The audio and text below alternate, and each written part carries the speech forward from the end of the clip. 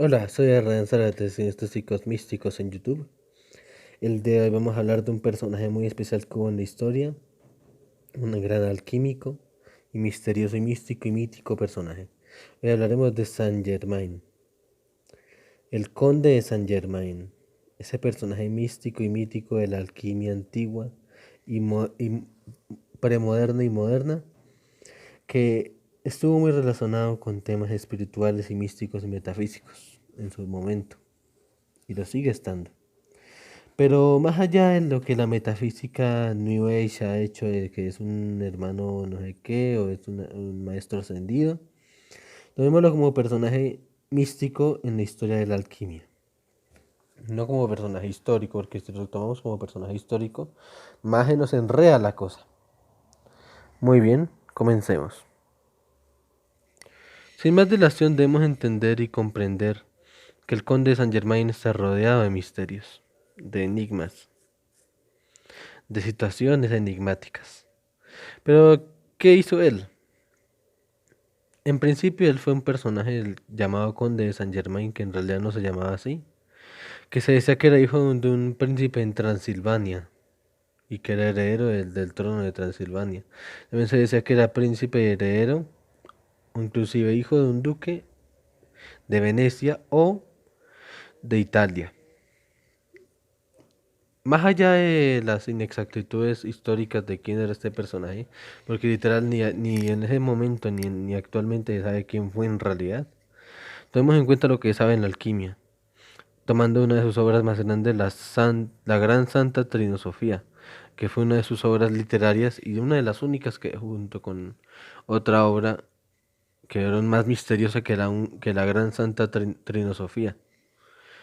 La Gran Santa Trinosofía habla básicamente de sabiduría milenaria y sabiduría supernatural frente a la alquimia, frente a la longevidad o casi inmortalidad del alma, del espíritu y algunas veces del cuerpo, de los dones sobrenaturales a través de simbolismos que no se pueden entender a menos que seas un alquímico hecho y derecho. Porque el resto de la Santa Trinosofía tiene muchos simbolismos que para cualquiera le parece un libro muy disparatado, con imágenes un poco locas, con letras en hebreo y simbolismos raros.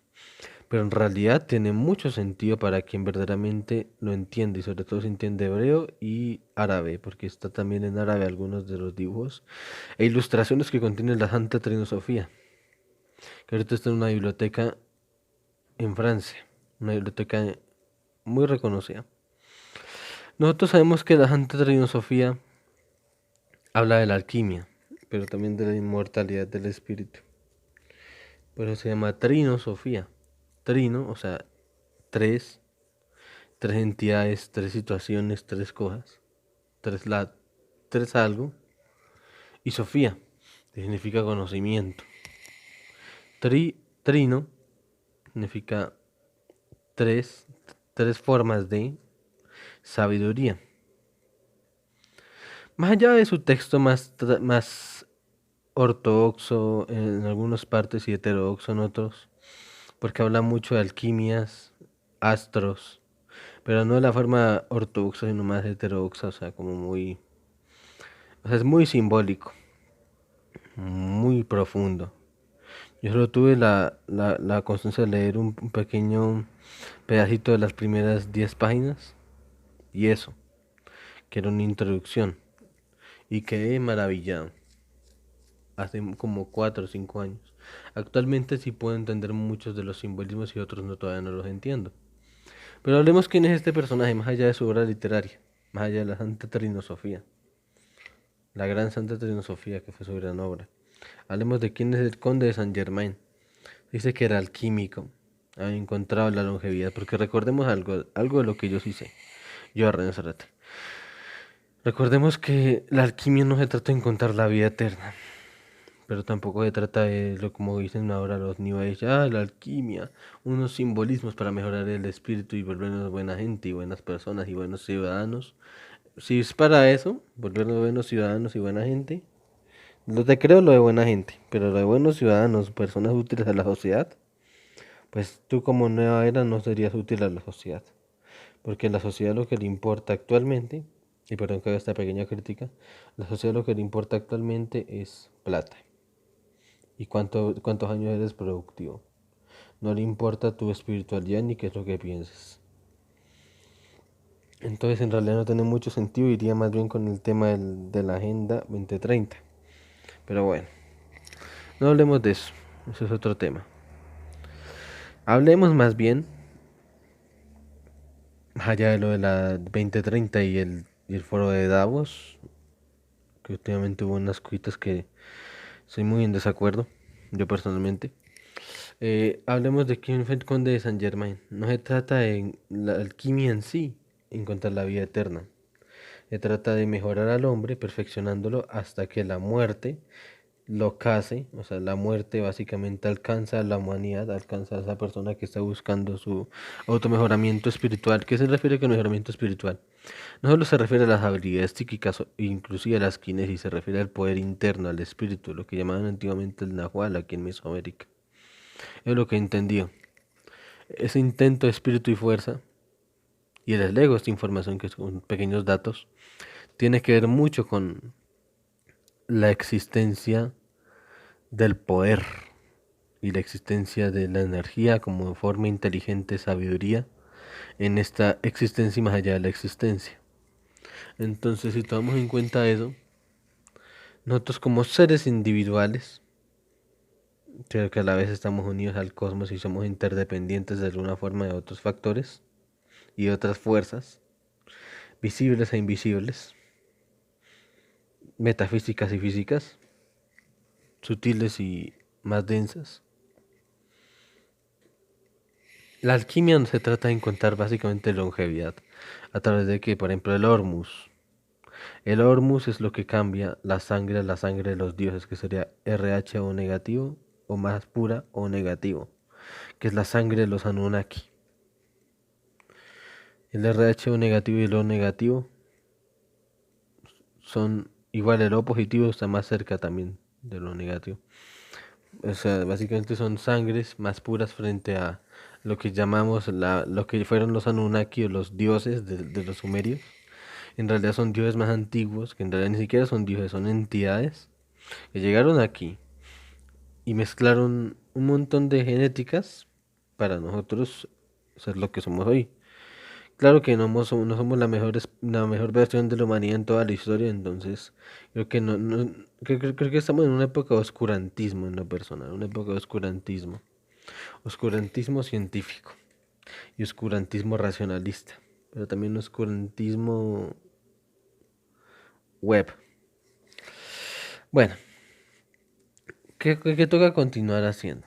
Resulta que la alquimia tiene que ver mucho con el hormus como catalizador o transformador, transmutador o transfigurador de sangre del ser humano a O negativo o RH O negativo, sobre todo O negativo que es el más puro, ¿no?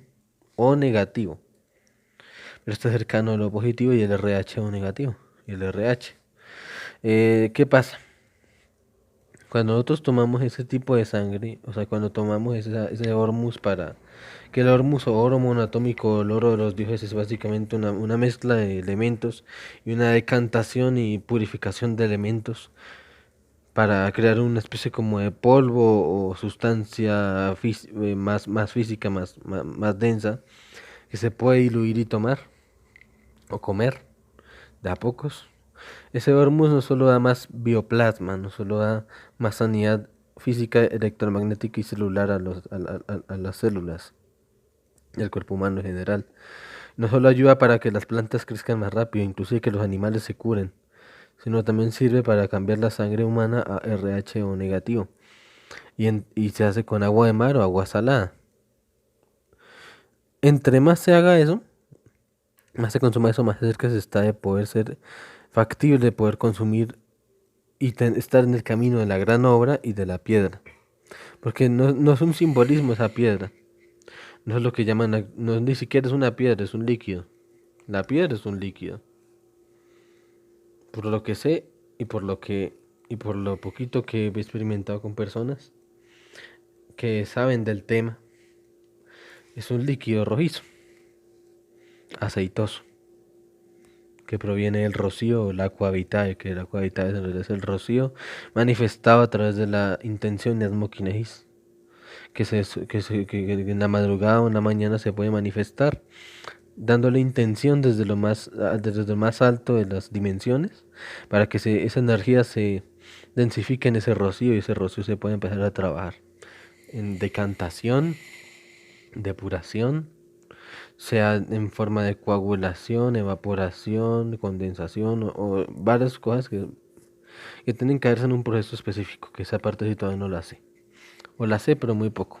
Pero sé más o menos que son 15 o 17 procesos en repetición. Y tiene que volverse rojo esa sustancia aceitosa. ¿Qué pasa? Se trata de longevidad y poder, porque en realidad esas sustancias lo que dan son longevidad. ¿De cuánto? No estamos hablando como de Matusalén, pero sí por lo menos 100, 150, casi 200 años más. Se supone, ¿no? Tengo entendido eso. Longevidad de 200 o 215 años más que una persona normal que solo vive 70 años o casi 100 años más longevos y las personas más longevas, ¿no? Que llevan 100, 115, 120 años. Pues más, hay más. No solo se trata de longevidad, no solo trata de sabiduría, se trata de poder. Pero no es que la piedra o esas sustancias den poder. Abren conductos, canales y, como decir, tanques de energía, o como decir, espacios en el cuerpo energético para guardar más energía y más poder. Digamos, el cuerpo etérico y el cuerpo astral serían tanques de energía. Pero cada uno, con esas sustancias o esa piedra, se abren cada uno más tanques o más energía, más campo para más energía, para acumularla y para luego trabajarla interna y externamente para realizar cosas como kinesis, habilidades y trascendentalidades, cosas trascendentes. De eso se trata la alquimia. El conde de perdón que esto se explicación tan larga, pero el conde de Saint Germain se supone que encontró la longevidad a través de esa piedra, ¿no? En realidad es un líquido rojizo, según lo que tengo entendido. Y sanaba a través de esa piedra y de su propia energía. Entonces el conde de Saint Germain es un personaje muy interesante que dio pie en este canal para que yo pueda explicar a través de este personaje del siglo XVIII en las cortes europeas, que tras de hecho era un personaje enigmático el que sabía tocar muchos instrumentos y para su época sabía como 15 idiomas, entre ellos el persa, el árabe, y el chino y el hindú, o sea, el sánscrito y otros más europeos. Pues básicamente era un personaje muy enigmático y me dio pie y cabida para hablar sobre estos temas de la piedra filosofal, de el Aqua Vitae, de la gran obra, el Ars Regia, que sería el arte real o el arte de la alquimia, y sería el más elevado, y después sería el Ars Teurgia o el arte de los ángeles, después el, el Ars Liturgia y por último el Ars Goetia. Y pues así, ¿no? ¿Qué les vengo a recomendar en este pequeño podcast de hoy? Que vean más allá de lo que tienen enfrente de sí mismos, investiguen, por ejemplo, estos personajes y verán que llegan a más temas y más temas. No investiguen en Wikipedia, por favor, porque eso de Wikipedia está más podrido que quién sabe qué. Investiguen con personas, con libros, por ejemplo, la Santa Trinosofía, libros de alquimia. Investiguen a Caliostro, que fue un embaucador, pero bueno, por lo menos representaba históricamente algo de la alquimia. Investiguen a Paracelso, a Nostradamus, investiguen también pues a muchos personajes, ¿no? Entre ellos Saint Germain. Investiguen también la alquimia taoísta china y la alquimia tántrica tibetana e hindú. Investiguen también la alquimia japonesa. Y verán que por cada cultura hay diferentes tipos de alquimia, diferentes tipos de formas. Por ejemplo, la japonesa era para hacer venenos y cosas místicas para atacar a las personas enemigos, ¿no? De cada feudo. La hindú habla del tema de la trascendencia y la eliminación a través de la sexualidad y el sexo. La taoísta habla también de la sexualidad, pero a un nivel inclusive más elevado que el hindú. La tradicional cabalística o la judía habla del tema de los niveles del alma, de cómo llegar más cerca del creador a través de la Merkabah y la Kabbalah. como llegar más cerca de ese estado divino de conciencia cercano al Creador, donde está, por ejemplo, lo que llama el cristianismo el tetramorfos, lo que llegaron a ser los apóstoles o el tetramorfos, que eran cercanos a Cristo, cercanos a lo divino. Tengamos en cuenta esas cosas, ¿no? Investiguemos. Por ejemplo, les pongo de tarea que es el tetramorfos, que es la alquimia taoísta, que es el Bagua-Sang taoísta, que es básicamente el tema de la alquimia tántrica, el tantra padre y el tantra madre tibetano, o Pa-Gyu y Ma-Gyu, que significa tantra padre y tantra madre, respectivamente en el idioma tibetano antiguo. ¿Qué significa el tantrismo para los hindúes o el Sanatana Dharma? ¿Qué es el Sanatana Dharma? ¿Qué es la Kabbalah? ¿Qué es la Merkabah? ¿Qué son las Sefirots? Y así. ¿Qué es el Ars Regia, Ars Liturgia, Ars Teurgia y Ars Goetia? ¿Qué es la alquimia? ¿Qué es la gran obra? ¿Qué es todo eso? ¿Qué es la piedra filosofal? ¿Qué es el Hormus? ¿Qué es el Aqua Vitae? ¿Qué es el tetramorfo? O sea, lo repetí, pero es importante para esto que hablé.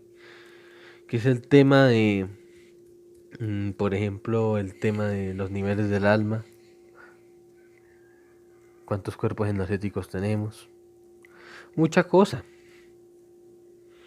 Y por último les dejo como tarea también investigar esto que les voy a decir a continuación. Ujú. Se trata de que investiguen, más allá de todos los temas, investiguen una, y me dejan en los comentarios si quieren, cada uno que piensa de eso.